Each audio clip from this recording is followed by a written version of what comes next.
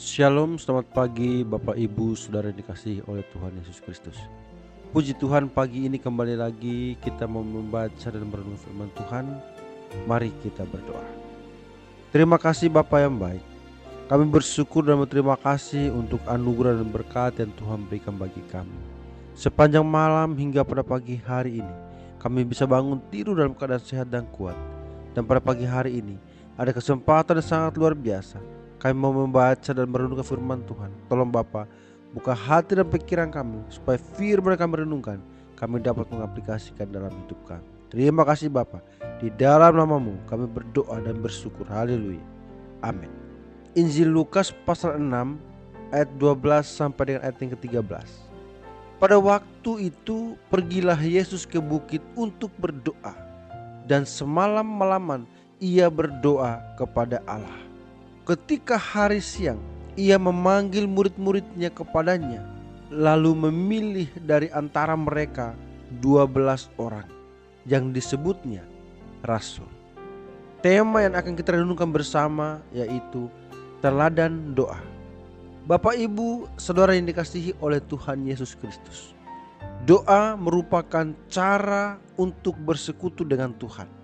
Melalui doa, kita mendapatkan kekuatan untuk menghadapi setiap tantangan dalam hidup ini, baik dari diri sendiri seperti rasa marah, dendam, sakit hati, dan lain-lain, atau dari luar seperti dijauhi keluarga, teman-teman, dan lingkungan sekitar, karena kita adalah anaknya.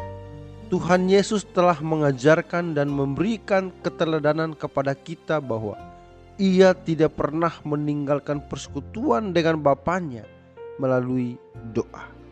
Sebuah teladan yang luar biasa indah tersaji dalam Lukas 6 ayat 12 dan 13. Di sini kita melihat bagaimana Yesus menetapkan sebuah pola hidup yang menyeimbangkan antara hubungan vertikal dengan Allah dan aksi horizontal kepada manusia.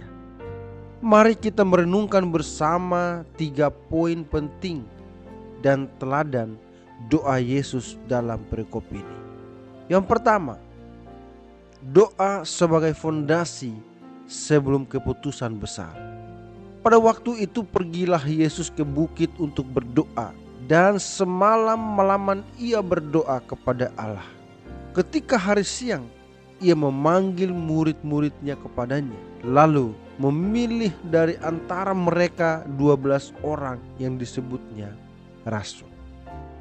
Sebelum memilih 12 rasul, sebuah keputusan krusial yang akan menentukan masa depan perluasnya kerajaan Allah di bumi. Yesus tidak mengandalkan analisis manusiawinya semata. Ia pergi ke bukit dan berdoa semalam malaman kepada Bapa. Seringkali kita berdoa setelah membuat keputusan, meminta Tuhan untuk memberkati apa yang sudah kita pilih. Yesus membalik urutan itu. Ia berdoa sebelum melangkah. Semakin besar tanggung jawab atau keputusan yang kita hadapi soal pasangan hidup, pekerjaan, masa depan, seharusnya semakin intim dan panjang pula waktu yang kita sediakan di hadirat Tuhan. Dan kita mau melangkah bersama dengan Tuhan, dan kita mau menyerahkan seluruh pergumulan kita kepada Tuhan. Biarlah Dia yang menentukan apa jawaban doa bagi kita. Yang kedua, intimasi yang mengalahkan kelelahan. Kata semalam malaman menunjukkan sebuah ketekunan dan kerinduan yang mendalam untuk intim dengan Bapa. Sebagai manusia, Yesus pasti lelah setelah mengajar dan melayani orang banyak.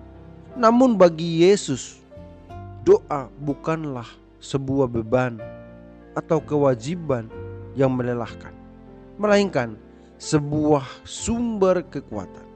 Bapak Ibu Saudara yang dikasihi oleh Tuhan Yesus Kristus, apakah doa bagi kita adalah sebuah SPBU tempat kita mengisi ulang energi rohani, atau justru dianggap sebagai rutinitas yang menjemukan saat hidup terasa sangat sibuk dan melelahkan?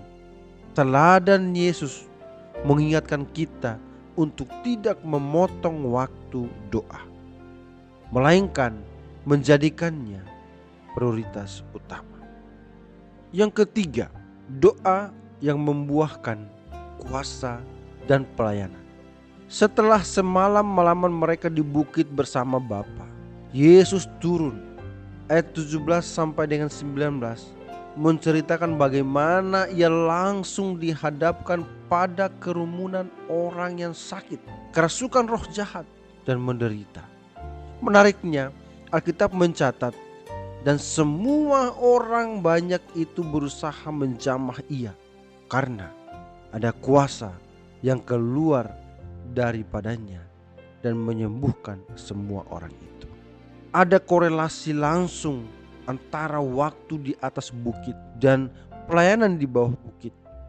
Kuasa yang mengalir dari hidup Yesus tidak datang begitu saja.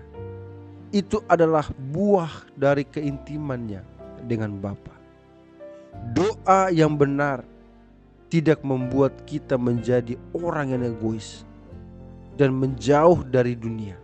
Sebaliknya, doa yang sungguh-sungguh akan memurnikan hati kita dan memperlengkapi kita dengan kasih serta kuasa untuk menolong sesama yang sedang terluka.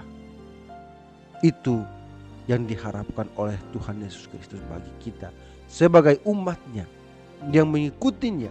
Jadi marilah sebagai umat Tuhan tetap mengikuti teladan-teladan yang sudah Tuhan lakukan bagi kita. Bapak Ibu Saudara yang dikasihi oleh Tuhan Yesus Kristus, Lukas 6 ayat 12 sampai dengan 19 mengingatkan kita bahwa pelayanan atau pekerjaan tanpa doa adalah kesombongan. Sedangkan doa tanpa tindakan nyata adalah kesia-siaan. Mari kita tiru teladan Yesus. Naik ke bukit untuk mencari wajahnya, lalu turun ke lembah kehidupan untuk menjadi berkat bagi sesama dan bagi orang-orang yang belum hidup di dalam Tuhan dan menjadi saksi Kristus. Bapak Ibu Saudara yang dikasihi oleh Tuhan Yesus Kristus, mari sebagai umat Tuhan kita mengaplikasikan firman Tuhan itu dalam hidup kita dan kita menjadi teladan dimanapun kita berada. Amin. Tuhan Yesus Kristus memberkati. Mari kita berdoa. Terima kasih Bapa yang baik. Kami bersyukur untuk anugerah dan berkat yang Tuhan berikan bagi kami melalui firman yang Tuhan berikan untuk menguatkan kembali iman kami. Bapa, biarlah firman yang sudah kami renungkan ini bukan begitu berlalu saja, melainkan tertanam di dalam hati dan pikiran kami. Terlebih lagi, firman itu kami dapat mengaplikasikan dalam hidup kami. Terima kasih Bapak, terima kasih. Sebentar lagi kami akan kembali menjalani aktivitas kami. Tolong pimpin dan bimbing kami, sehingga apapun yang kami lakukan dalam hidup kami hanya untuk mempermuliakan nama-Mu saja. Di dalam nama-Mu Bapa, kami berdoa dan bersyukur. Haleluya.